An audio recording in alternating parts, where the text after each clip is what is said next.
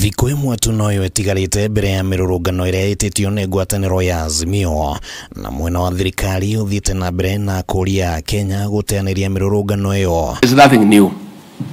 They have done it every 5 years for the last 50 years. There's nothing new about it.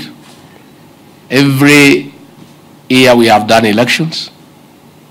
The perennial loser will take to the streets, try to incite Kenyans, but Kenya has always moved on. Munini wa President Rigathi Gachagua nioritie akenya kwaga kũrũmĩrĩra utaro wa AZIMIO wa gũgatĩra wira mũthĩ wa mwambiririo.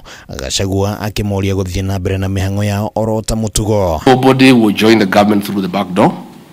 If you want to be the president of Kenya, you must move around the country, campaign, sell your agenda, convince the people of Kenya to turn up on the election day and elect you as president. Gachagua nĩ aiguithĩtie onjoria na igithia atĩ honge cia ũgitĩri nĩ cithagathagĩte gũkang'ethanĩra na arũrũngani na arĩa othe makagarara watho. Security officers will secure property, to secure people's lives, and every Kenyan should go about his business without any problem at all. It's a simple matter. It will go away as it has done the previous years.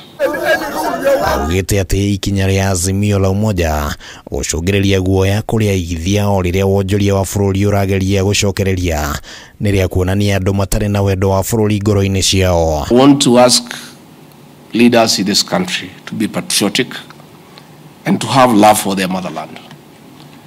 When we took over, we found a struggling economy and things have just started shaping up. It is very unpatriotic to try to create fear and cause disruptions to an economy that is just beginning to thrive.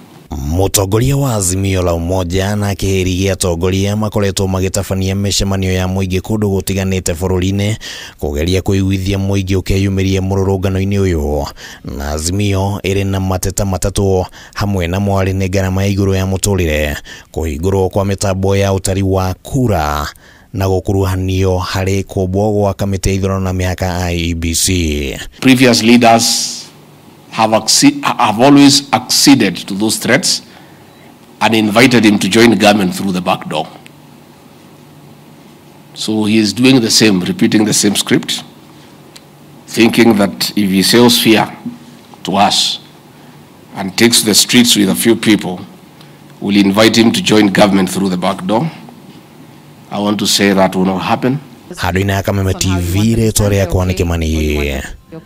Wagojiri.